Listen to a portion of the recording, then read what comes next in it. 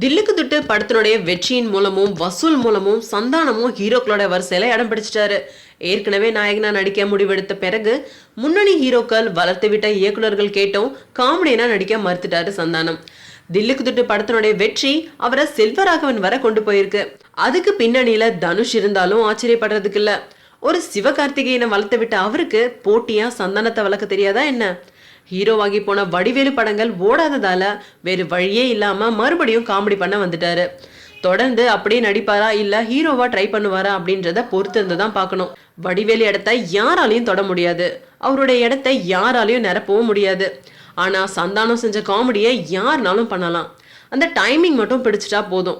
அவருடைய இடத்துக்கு காமெடி செஞ்சு சிரிக்க வைக்காத சிலர் ஆச்சரியப்படுத்துவதுதான் ஆச்சரியம். அதுல முக்கியமானவர் சதீஷ். சமீபத்துல நடந்த முடிஞ்சா இவனப்புடி இசை வெளியீட்டுல மயக்க பிடிச்ச ஒருத்தர் அடுத்து சந்தானம் சதீஷ் அவங்க தான் அப்படின்னாரு. அதை கேட்டு சதீஷ் பெருமைப்பட்டாரோ இல்லையோ, கேட்டவங்க எல்லாம் அதிர்ச்சி அடைஞ்சாங்க.